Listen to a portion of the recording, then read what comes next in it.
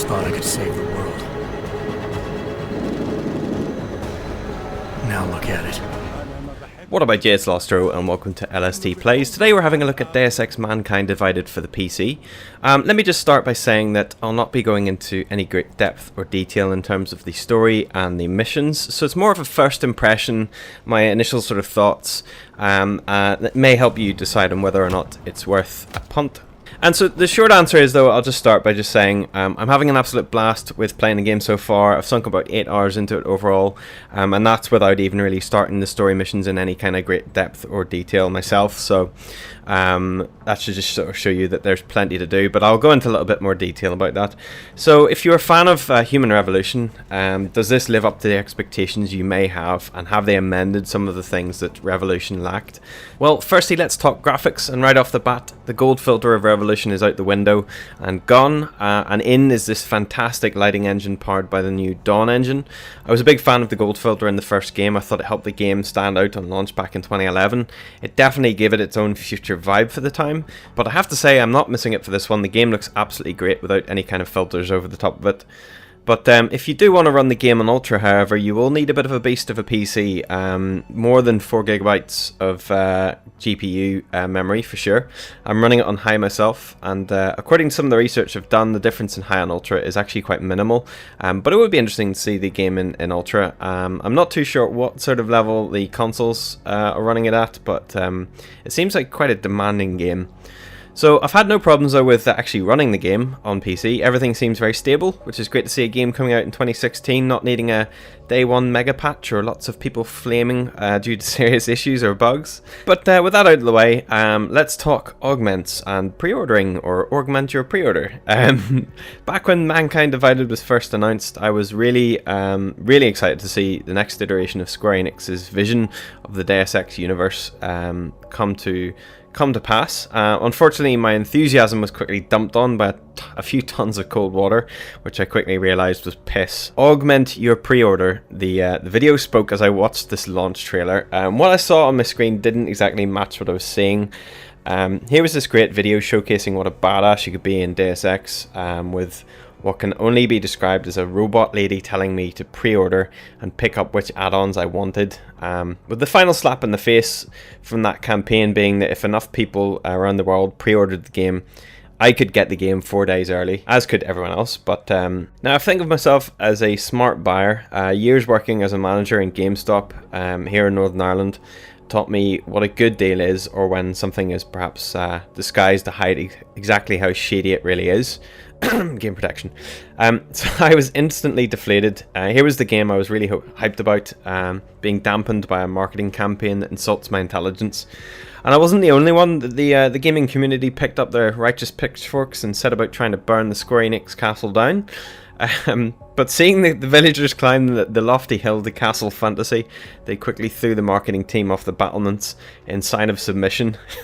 Silence fell over the Deus Ex news front as the community went back to their homes and jobs, forgetting about the Night of Terror, well, the YouTube video and website, augmentyourpreorder.com, and that pretty much brings us up to speed.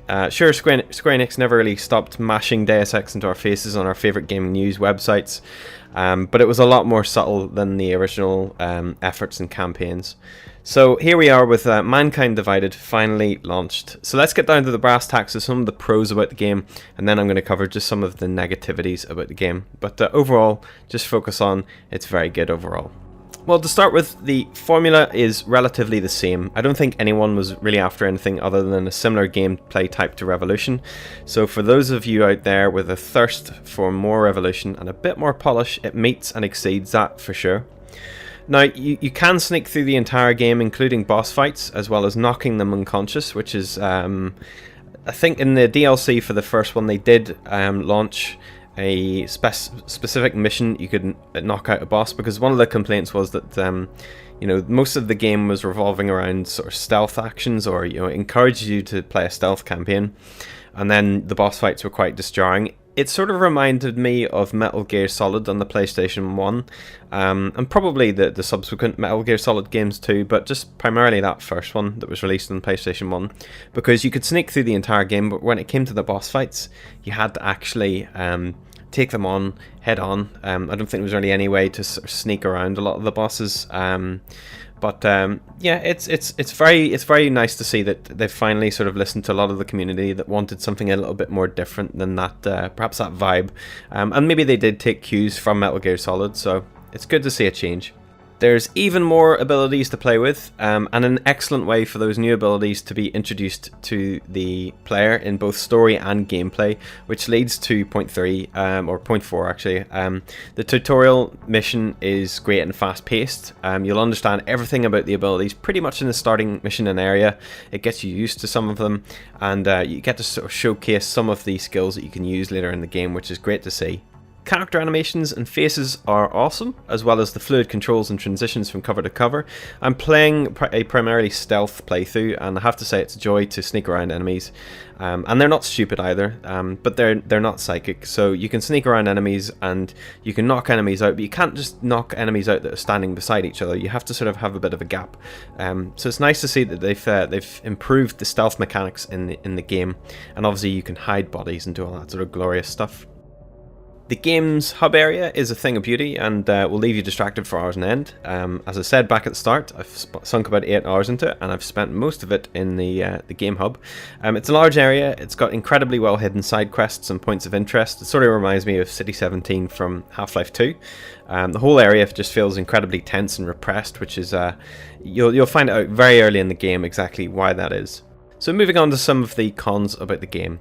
So one thing about the gameplay is that the cutscenes are, they're not always done in game, and like Revolution, the quality of the CG is below standard compared to the rest of the game. It's a bit disjarring compared to the actual in-game graphics, though it was never really, it was probably done to save on memory and creating large areas that the player would never be in, but I'm sure a better movie file could have been inserted to replace the lackluster shine on the CG that's there. In terms of gameplay though, that's really all the cons I have, which hopefully a lot of you will be pleased to hear. But there are some cons that stem around perhaps the publisher. So the Season Pass is one. Once again, here's another Season Pass telling us that we'll get more content for our game without going into specifics. But more worryingly is the one-use items advertised along with it. And from reading Steam reviews and reading online, you get a bunch of practice kits which you use to upgrade your abilities. And other consumables that don't actually map to your account. So if you redeem something in game, if you buy the Season Pass on Steam, and probably on console too, if you buy it on Steam anyway, and you use it in game, basically once you've used them, you can never use them again. So, I mean, literally, if you start a new game, you won't get those practice kits and money and things like that, unless you copy the save file before using them, and then, so copy the raw save file, and then use that to start a new game. It's a bit disgusting, in all fairness. It doesn't exactly seem like a great add-on for a Season Pass, but it does lead on to another point, which is microtransactions. So remember back when I said that the villagers went back to their homes? Well, in my mind, we should be going back to our homes and jobs to get sharper weapons, because seriously, this is a big middle finger to fans of Deus Ex, and the only reason this is in the game is to scrape more money from our wallets, of course. So what you're seeing here is the ability to buy in-game praxis kits to unlock more augments, a feature that if you simply play through the game, you will unlock for free. I mean, it almost makes the pre-order campaign look good. I can't fault the developers. They've made a technical masterpiece going by the amount of game I've played so far. But this rests on the head of Square Enix. It probably came down to someone in a board meeting asking that a microtransaction system be put into the game simply to, well, one, make more money, but perhaps two, recoup the total cost of everything from the developers' wages to the cleaners tidying their office. So once again, a AAA game publisher tries to take advantage of us, the gamers who promote their game, who are passionate about their games, and advertise it for free on Facebook groups and on YouTube and just through different mediums that, gamers usually go to. Now, you might think, I'm being a bit unreasonable there. You might think that, well, I don't need to buy praxis or credits, so what's the fuss? Well, that's not the only area that there's microtransactions, not by a country mile. There's more, and it comes in the form of the breach, or breach mode, as it's called. It's basically a pay-to-win game where you can, whereby you unlock servers, quotation marks, to get money and experience. It's a minimalistic take on the single player, except you're playing for nothing other than a chance to unlock items to use in Breach, and a potential chance to win Praxis kits and credits.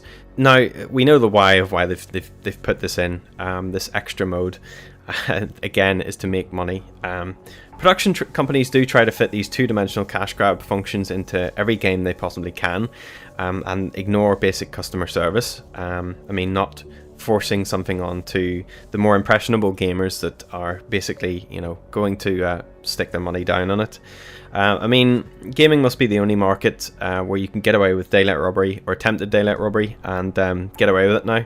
There's only a hair's difference between this mode and, say, a mobile game. It even looks like a mobile game from the menu.